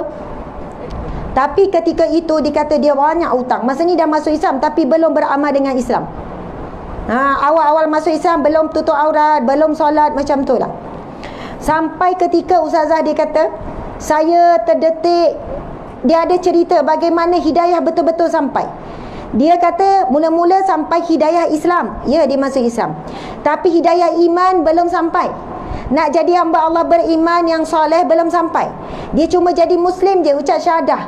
Tapi belum tutup aurat, belum solat, belum apa. Setelah berapa tahun, macam mana nak dapat hidayah untuk iman? Ini ayat dia power. Masa tu saya kata betul lah. Tak semestinya Muslim itu mukmin. Tak semestinya Muslim itu mukmin. Masya Allah. Jadi di kalangan kita ni ramai orang Islam tapi belum mukmin, orang beriman. Dia kata hidayah nak dapat Islam, nak dapat iman tu ustazah, Allah datangkan ujian. Macam tu lah. Ujian apa? Ujian sakit. Ujian sakit yang pertama, kanser dia datang, menyebabkan dia bila pergi kemo, jadi dia tak boleh datang kerja sempurna. Dia kerja pula dengan syarikat company Chinese kan, straight. Bila dia dah berapa kali cuti apa semua, dia terus diberikan surat untuk berhenti kerja. Dia kata masa tu saya down sangat. Saya sangat down. Sebab dah lah sakit, lepas tu diberhentikan kerja. Dan dialah di antara peneraju keluarga. Maksudnya tanggung anak-anak, ada 3 orang anak, semua perempuan. Peneraju keluarga lah untuk cari rezeki keluarga dan sebagainya. Dia kata macam bertimpa-timpa ustazah. Tapi masa itu Allah masukkan ke dalam hati saya untuk berubah. Dan saya tanya pada diri saya sendiri masa tu, kau nak begini sampai bila? Kau nak begini sampai bila? Dia guna ayat tu. Soalan tu tertanya pada diri dia. Kemudian akhirnya dia pergi belajar. Start daripada tu ustazah. Saya mula tutup aurat, saya jaga solat, saya pergi belajar. Tetapi ujian Allah datang lagi banyak, bertimpa-timpa lagi. Dia berhenti kerja tu, dia jadi rakan ziarah, pergi menyantuni mualaf, fakir miskin dan sebagainya, buat kerja amal. Namun ustazah, akhirnya keimanan yang teruji itu Allah tunjuk satu persatu.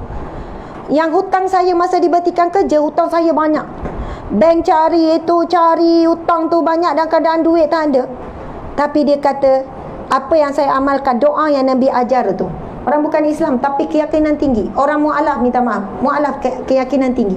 Doa yang kita baca tadi, Allahumma inna na'udzubika minal hammi wal hazan wa a'udzubika minal ajzi wal kasal wa a'udzubika minal jubni wal bukhli wa a'udzubika min ghalabati daini wa qahri rijal. Saya tanya dia, macam mana hutang akak? Live saya tanya. Kalau siapa cari live tu. Macam mana hutang akak yang banyak boleh settle? Ustazah, jangan tanya saya. Saya pun tak tahu, nak cerita pun macam pelik. Tapi saya yakin yang menyelesaikan hutang saya Allah.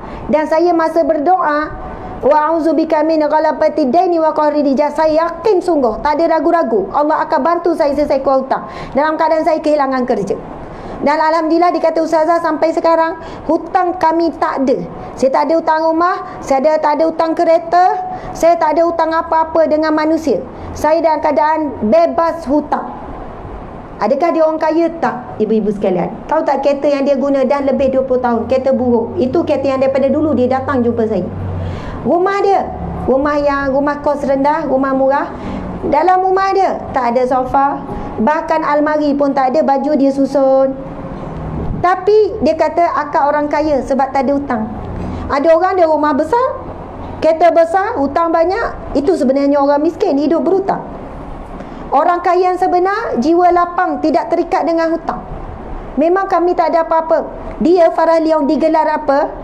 ATM fakir miskin. Saya sebut macam tu sebab saya pun banyak hutang, ibu-ibu. Bukan saya nak bidas orang lain, saya nak tuju diri saya. Saya pun banyak hutang. Hutang kereta tak habis hutang. Allahu Akbar. Tu dia cakap saya hutang. Aduh, berdebar. Lepas tu dia kata ustaz ni kawan-kawan masa sebelum saya kenal siapa Farah Leong ni, kawan-kawan dia cerita ustazah Farah Leong tu ATM, mesin duit, ATM fakir miskin. Saya tanya, ni saya bukan tanya dia, orang-orang bercerita sebelum saya kenal dia dalam 3 tahun yang lepas, kenapa orang gelar dia ATM fakir miskin.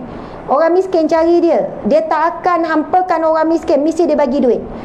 Sedangkan dia tak ada duit ustazah. Kalau dalam beg duit dia ada 50 dia bagi. Kalau ada 10 dalam keadaan dia tak ada simpanan, dia tak ada duit. Tetapi rezeki dia tak pernah putus. Dia ada cerita dalam perkongsian live tu, dia kata ada satu masa dia janji dengan anak-anak selepas dah berapa kali tak boleh beli baju raya. Tahun ni dia kata ibu janji akan beli baju raya. Tapi tinggal 2 hari 3 hari macam tu lah nak beli baju raya, ada orang fakir miskin datang rumah. Dan dia adalah sikit duit dalam 100 macam tu lah nak beli baju murah-murah, nak gembirakan hati anak kan. Bila orang datang, dia bagi semua duit yang dia ada. Lepas tu anak dia tanya, dia cerita masa ni menangis. Anak dia tanya, Mama, anak dia panggil Mami rasanya, Mami janji nak beli baju raya. Sekarang duit Mami nak beli baju raya tu Mami dah bagi dekat orang. Macam mana nak tunaikan janji dengan kami? Anak tuntut, anak minta, anak kecil. Lepas tu apa dia jawab? Ustazah, saya jawab, insya-Allah Allah akan bagi kita rezeki. Takdir Allah, dia dapat satu panggilan. Rupanya ada hamba Allah nak agihkan duit. Dia bagi dah 50 tapi dia dapat 300 cash dan tidak tahu daripada sumber mana. Dan rupanya orang tersebut jadi orang tengah. Orang tengah ni dia cari berapa orang untuk bagi tapi tak diizinkan Allah. Akhirnya dia kata selang sehari Allah ganti berkali ganda. Masya Allah, Allahu Akbar. Jadi ibu-ibu muslimin muslimat sekalian, ramai orang yang datang jumpa saya bebanan hutang tinggi dan sebagainya. Dan saya memang selalu kata, sebab saya belajar ilmu yakin ini dengan orang-orang sebegini, selalu saya akan kata, amalkanlah doa ni. Kalau berat sangat beban hutang tu berat sangat, baca doa ni setiap kali sujud. Sebab ini doa daripada hadis Nabi, boleh baca. Sujud kalau zuhur ada 8 kali, boleh baca ketika sujud, setiap kali sujud. Bukan tunggu sujud akhir saja, doa makbul untuk setiap kali sujud. Lepas solat doa. Bukan doa lepas tu tidur krong. Antara tanda-tanda doa seseorang itu makbul apabila Allah beri dia kekuatan untuk berusaha selepas itu. Apabila Allah beri ilham untuk ikhtiar selepas tu.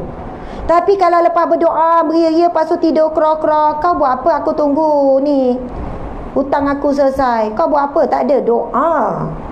Tak jadi. Mesti antara cara-cara ciri-ciri doa itu makbul. Setelah itu kita ada diberikan kekuatan, kemampuan untuk ikhtiar dan berusaha untuk menuju kepada doa yang makbul. Allah akan hantar orang yang tepat, mungkin ilham yang betul, orang yang benar-benar ikhlas nak tolong, bagi jalan cara untuk kita dapat rezeki yang barakah, yang luas, yang lapang dan sebagainya. Masya Allah, Allahu Akbar. Ibu-ibu sekalian, okey, sambung lagi. Okey dek, Ustazah nak duduk, tolong turunkan. Dah basah dah ni kain depan ni ha. Dah berapa 2 kali dah air tumpah ni ha. Dek nanti tolong letakkan air. Meja ni yang minum. Bismillah. Okey, kita tengok Ibnu Abbas berkata, sesungguhnya, kena turun lagi. Okey. Turun lagi. Okey, bertahan ya. Ada dalam 2K 2200. Terima kasih yang sudi. Nabi SAW, Ibnu Abbas berkata, minta maaf, sesungguhnya amal kebaikan itu akan memancarkan cahaya di dalam hati. Siapa Ibnu Abbas? Sahabat Nabi yang terdekat, sahabat Nabi yang rapat. Ibnu Abbas berkata, sesungguhnya amal kebaikan itu akan memancarkan cahaya di dalam hati, membersihkan sinar pada wajah, kekuatan pada tubuh, kelimpahan dalam rezeki, dan menumbuhkan rasa cinta di hati manusia kepadanya. Sesungguhnya amal kejahatan itu akan menggelapkan hati, menyuramkan wajah, melemahkan badan, mengurangkan rezeki, dan menimbulkan rasa benci di hati manusia kepadanya. Subhanallah. Agak-agak kita yang mana tu? Nombor kumpulan pertama ke kumpulan kedua? Siapa yang kumpulan pertama? Yang mana memancarkan cahaya di hati, bersih sinar pada wajah, tubuh badan dia kuat, rezeki melimpah. Melimpah rezeki ni jangan nampak duit je ya. Dan menumbuhkan rasa cinta di hati manusia. Ramai orang suka, ramai orang sayang. Siapa kumpulan yang pertama? Angkat tangan. Oh, habis tu yang kedua ke? Oh, tak berani nak perasan pula kan? InsyaAllah, siapa yang nak berada di kumpulan pertama, angkat tangan. Angkat tinggi-tinggi. Okey, subhanallah. Kalau tanya siapa nak gelang emas ni, ramai yang angkat tangan tinggi-tinggi. Kita kena ada hasrat, niat, matlamat, keinginan yang kuat untuk berada pada kelompok yang pertama ni. Kerana kalau tidak berada di kelompok pertama, kita akan berada di kelompok yang kedua, iaitu sesungguhnya amal kejahatan itu, perbuatan jahat, akhlak yang buruk, maksiat dan sebagainya, akan memberi kesan apa? Akan menggelapkan hati, menyuramkan wajah, melemahkan badan, mengurangkan rezeki, dan menimbulkan rasa benci di hati manusia kepadanya. Na'udzubillah min zalik. Masya Allah. Jadi walaupun ni kan Profesor Madya Dr. McWalk ni dia tulis ciri pertama keceriaan wajah dan ketenangan. Kita nampak benda tu biasa-biasa je, macam benda tu tak adalah hebat sangat. Apa masalah, tak susah pun nak jadi ceria. Rupanya kelebihan untuk memiliki wajah yang tenang ceria ni, ia bermula daripada hati dan ia berkaitan dengan amal kebaikan, amal soleh. Ada orang bila dia datang, orang susah hati. Sudah dia dah datang, sudah. Ada ibu bapa, mak lah, mak orang, mak budak tu lah, tak tahulah mak budak mana kan. Bila mak balik, anak berlari-lari, ketakutan, menyorok dalam almari. Ui, mak dah balik, kau cepat, mak dah balik. Kelang kabut.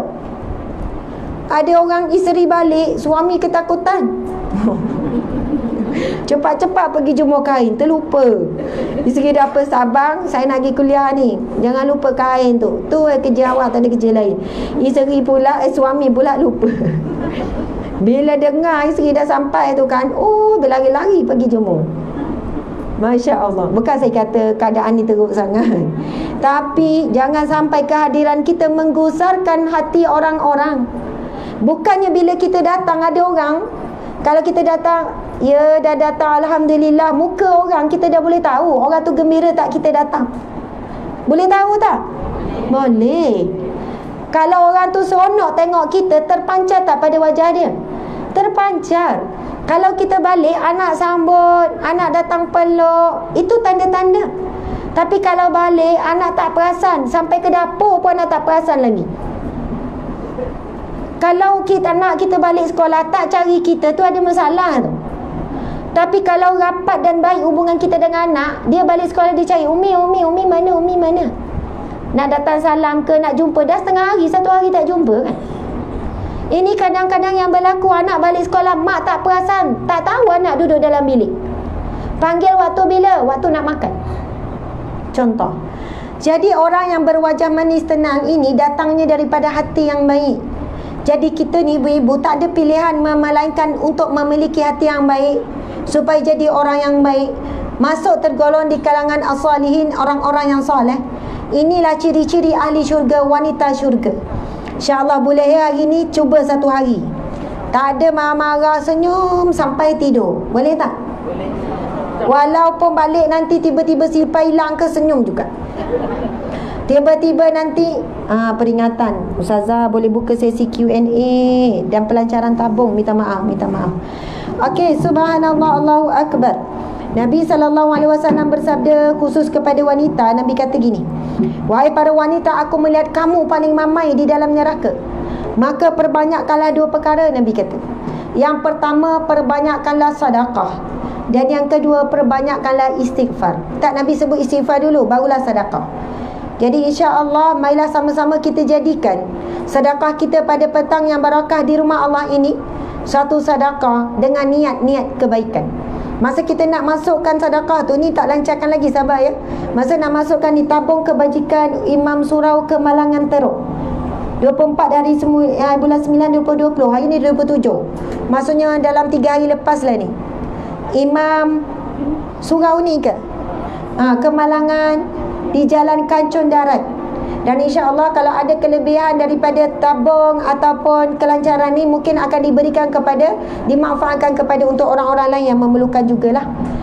Jadinya subhanallah, muslimat sekalian, ketika kita masukkan tu, kita boleh berniat dengan macam-macam. Ya Allah, berilah kesembuhan untukku. Ya Allah, sedekah ini mudah-mudahan berikan aku menjadi wanita yang ceria, wajah yang manis, walaupun penat, senyum.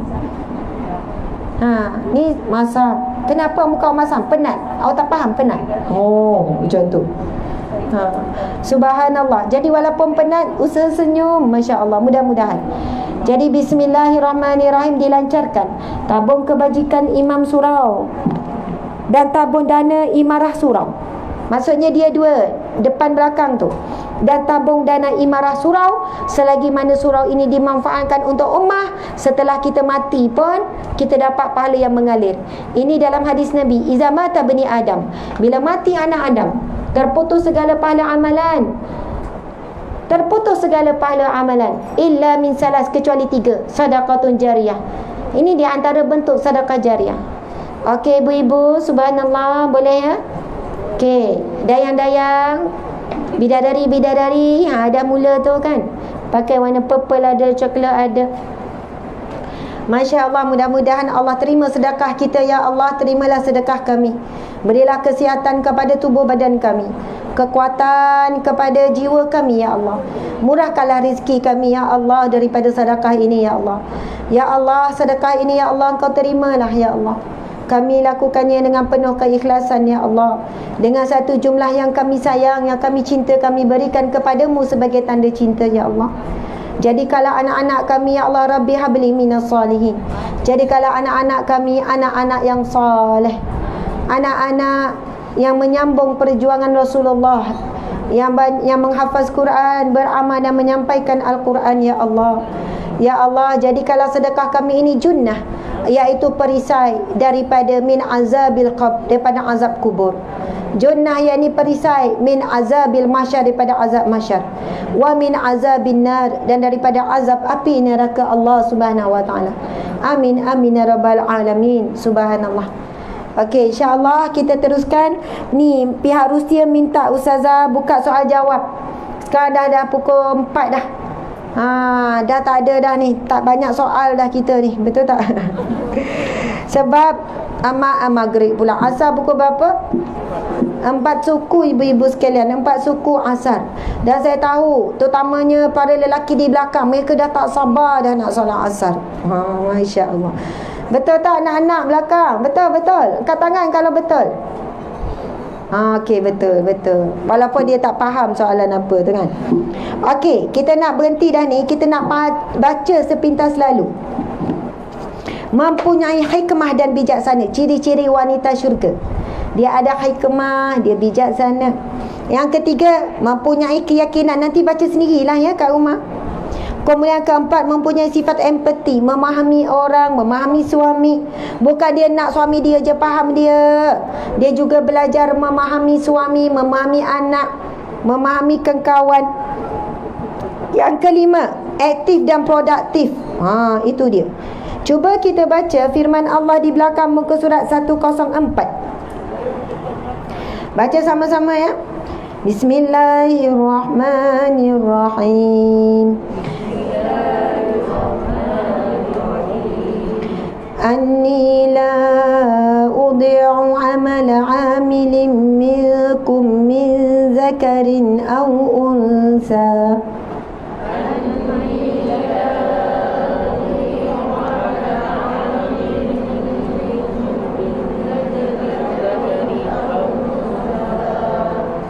Man 'amila salihan min zakarin aw unsa.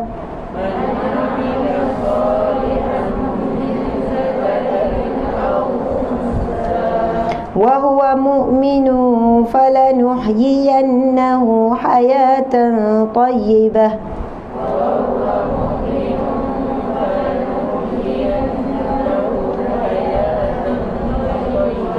Sadaqallahul azim. Yang bermaksud, sesungguhnya Allah tidak akan menyia-nyiakan amal orang yang beramal di antara kamu, baik lelaki maupun perempuan. Dalam ayat yang lain, dan barang siapa yang mengerjakan amal soleh, baik lelaki maupun perempuan, dalam keadaan beriman, sesungguhnya akan kami berikan kepadanya kehidupan yang baik. Muslimat sekalian, cuba kita tengok ciri-ciri yang ditulis tadi tu.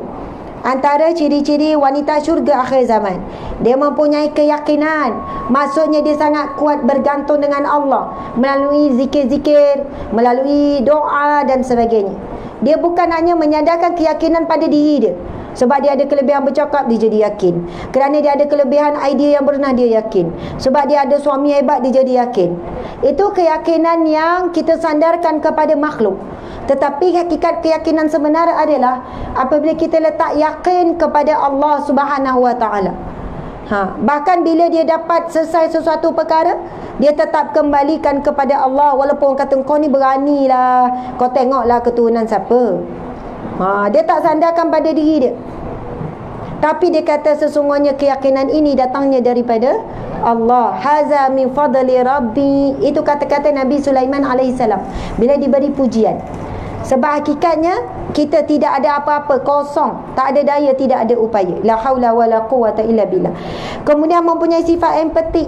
Tengok orang sakit, pergi ziarah dengan orang sakit, bukan hantar kad ucapan je, takziah, moga sehat. Zaman sekarang zaman digital kan, bila hari lahir dia hantar gambar kek je lah, tak boleh makan. Empati ni bukan bak sedih-sedih je, bak gembira, dia tunjukkan kegembiraan dia, tumpang gembira, ucap tahniah apa semua. Empati kepada adik-beradik. Kadang adik-beradik ni kita kadang berkira, dengan orang luar tak berkira pula. Dengan orang luar kan main pemurah, sedekah sana, sedekah sini. Bila ada adik-beradik yang susah, biar dia rasa dulu aku susah, dia tak nak tolong. Na'udzubillah. Sedangkan sedekah paling afdal adalah kepada qarabah, ahli keluarga terdekat. Lebih afdal jika ada yang memerlukan yang susah. Lebih afdal, lebih utama, lebih banyak fadilatnya berbanding beri orang yang jauh. Sebab setiap kali beri kepada qarabah, ahli keluarga terdekat, dapat dua pahala. Satu, sedekatun jariyah, pahala mengalir. Yang kedua, sedekah qarabah. Ada dua catatan sedekah bila kita bagi kepada ahli keluarga terdekat. Ini berdasarkan hadis Nabi yang sahih. Okey, kita tengok aktif dan produktif. Hebat. Ada orang perempuan ni kan, wanita ni, macam mana nak tutup ni? Ada wanita ni kan, aktif je. Kita tanya, puan kerja apa? Nampak macam cikgu. Tak, Ustazah, saya bukan cikgu. Habis tu puan kerja apa ya? Nampak macam orang bekerja kan? Tak, saya suri rumah. Saya bekerja di rumah, pengurus hal ehwal domestik. Pengurus hal ehwal dalaman. Payah ni. Sebab jadi ni, suri rumah ni dia menteri macam-macam. Tak suri rumah pun menteri jugalah. Ni kot yang tutup dia. Dia nak bercakap juga. Cubaan. Tak. Ini ustaz kita kat belakang. Okey, menteri kewangan pun kita, menteri pelancongan pun, menteri perpaduan anak-anak bergaduh pun kita kan. Menteri makan minum, menteri kesihatan, menteri pendidikan. Betul tak ni? Menteri kebersihan. Semua kaut belaka. Semua menteri kita. Subhanallah. InsyaAllah kita tengok tadi yang Ibnu Abbas sebut, kalau hati tu baik, Allah akan bagi kekuatan pada tubuh badan. Sebab itu kita akan jumpa orang yang buat kerja sesuatu kerana Allah, dia luar biasa. Sehat, ringan, ceria. Saya 2 hari lepas, bukan 2 hari lepas, semalam ada ceramah kat Kelantan. Ada seorang pakcik umur 73. Dia juru kamera. Saya ceramah di masjid Sultan Yahya Petra, tak silap saya. Masjid besar, orang penuh sampai belakang. Yang bahagian lelaki sama ramai dengan perempuan. Mungkin 1,000 lebih kot kehadiran. Penuh. Lepas tu ada seorang pakcik ni duk ambil gambar. Bukan dengan telefon, dengan kamera canggih, kamera besar. Saya daripada awal masuk, Ustazah, pelan-pelan ambil gambar. Lepas tu tak berhenti. Bayangkan masa dia nak ambil angle yang terbaik, dia lalu celah-celah muslimat sebab ada kosong gitu kan. Rupanya beria dia pergi tengah-tengah muslimat tu untuk ambil gambar saya ni. Lepas tu tengah-tengah muslimin pula. Lepas tu daripada kiri kanan saya pun panggil, pakcik sini kejap. Kita ni tengah ceramah kan, dia bersungguh dia ambil gambar. Pakcik nama siapa? Dia cakap ni. Ada dalam live kat Kelantan 2 hari lepas. Malam tu. Nanti kalau siapa follow boleh jumpa. Saya temu ramai pakcik tu daripada depan live. Lepas tu saya tanya pakcik umur berapa? 73 Ustazah. Kerja pakcik apa? Cameraman, unit media, ICT masjid. Saya kan dalam fikir, boleh pula pihak masjid lantik pakcik umur 73 dalam fikiran. Lepas tu dia kata, Ustazah, pakcik memang dilantik. Alhamdulillah. Dia kata setara mana imam nak lah. Kalau imam tak sekak, dia berhentilah kita. Maksudnya, lepas tu kan, subhanallah, saya jumpa balik kat tempat makan. Rupanya nama dia Tengku apa, jadi orang panggil Pokku. Saya tanya Pokku sungguhlah ambil gambar dia. Situ sini kiri kanan, saya ceramah tak berhenti Pokku ambil gambar. Pokku letak mana gambar banyak-banyak? Kita transfer masuk laptop Ustazah. Nanti kita pilih mana yang terbaik untuk pihak masjid ambil. Kadang-kadang pihak masjid tak tengok pun. Tapi yang penting Allah tengok Pokku buat kerja. Pokku buat kerja ni berapa tahun tak dibayar, tak ada gaji, tak ada apa-apa. Pokku buat kerana Allah. Yang tu mahal ayat tu. 73, sehat, cergas. Orang lain duk makan, dia sibuk ambil gambar. Dia kata hari tu pergi Indonesia, ikut rombongan masjid dalam tahun lepas. Pokku ambil gambar tak berhenti sampai orang sana duk tanya, Pokku ni kenapa tak berhenti ni? Ini memang tugas saya. Ini amanah daripada Allah. Dia bukan sebut masjid. Amanah pada Allah. Jadi dia kata bila balik, suka imam-imam suka tengok gambar comel. Tapi gambar Pokku seorang tak ada. Sebab dia tukang ambil gambar. Lepas tu saya kata, Pokku, apa motivasi? Buat kerja kerana Allah. Bila buat kerja kerana Allah, Allah bagi sehat. Sebab buat kerana dia. Bila buat kerja kerana Allah, Allah bagi ringan. Allah bagi apa yang kita perlu, bukan kita mahu. Apa yang Pakcik perlu, Pokku perlu, anak-anak jadi. Alhamdulillah anak-anak semua jadi. Walaupun pitih tak ada, Pokku tak ada pitih. Moga-moga adalah harta untuk dalam kubur. Dia kata bila kita buat kerja kerana Allah, kena buat yang terbaik. Lebih baik daripada kita nak tunjuk ke manusia. Sebab manusia tak boleh balas apa yang kita buat. Allah boleh balas. Yang kita buat sebab nak dapat pahala daripada Allah, bukan manusiawi pahala. Oh, saya dengar ceramah sedap. Kena saya kata, ya Allah, hebat Pokku. Sebab itu Allah bagi badan sehat, muka ceria, senyum, manis. Lepas tu muslimat biasalah AJK tak betul-betul ambil gambar. Pokku lah tu kan ambil. Lepas tu dia punya ceria tu kan, 1, 2, 3, senyum, manis-manis, senyum. Dia duk puji orang semua. Oi lawa, oh senyum. Saya tanya Pokku, orang rumah mana? Dah meninggal, dah lebih 10 tahun. Dah kan 10 tahun. Dah Pokku tak nikah ke? Kita tanya. Tak usah lah. Orang puan Belana nak ke Pokku. Belana tu ramah lah. Ramah nak Pokku. Pokku tak usah. Oh, kemai lagi. Tapi boleh tengok watak dia ceria, gembira. Allah bagi dia sehat, kuat sebab dia buat kerja kerana Allah. Dan dia kata prinsipnya buat kerja kerana Allah, ciri-ciri yang mesti terbaik. Muslimat, wanita, kita kemas rumah, kadang-kadang suami tak puji. Betul tak? Suami tak tahu bagaimana susah nak boleh rumah kemas tu. Tapi motivasi kita kemas rumah kerana Allah. Sebab Allah suka apabila seorang itu bila buat kerja, buat yang terbaik. Walaupun tak ada orang viral pun masuk rumah kita ambil gambar, wow, rumah terbersih dalam dunia, viral, tak ada. Tetapi Allah sebut di dalam Al-Quran, faman ya'mal misqala dzarratin khairan yarah. Barang siapa lakukan kebaikan walaupun sebesar biji zarah, Allah akan beri ganjaran. Kita basuh pinggan, kemas, susun kecil besar-besar, susun elok, menyapu bersih-bersih.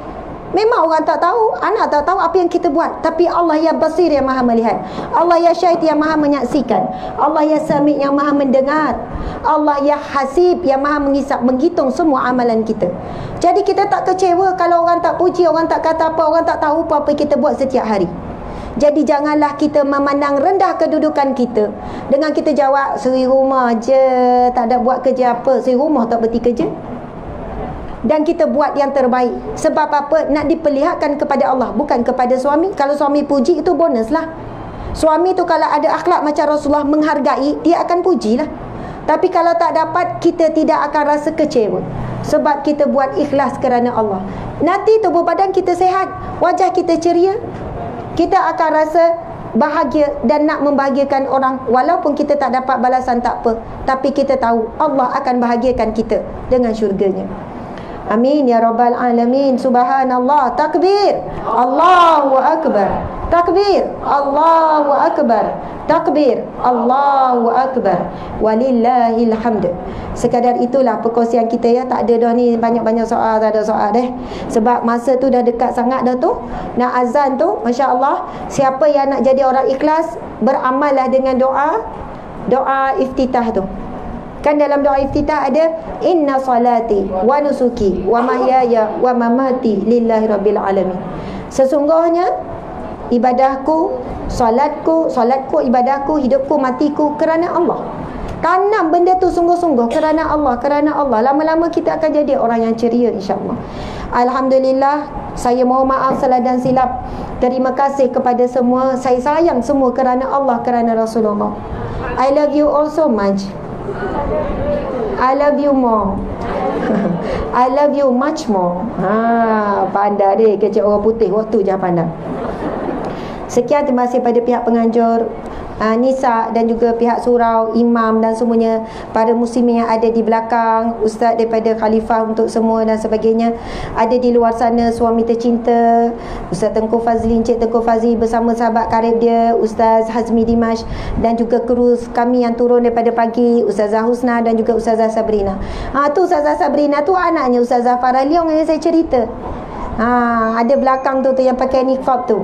Tak apa, tengok lepas ni, tengok saya dulu.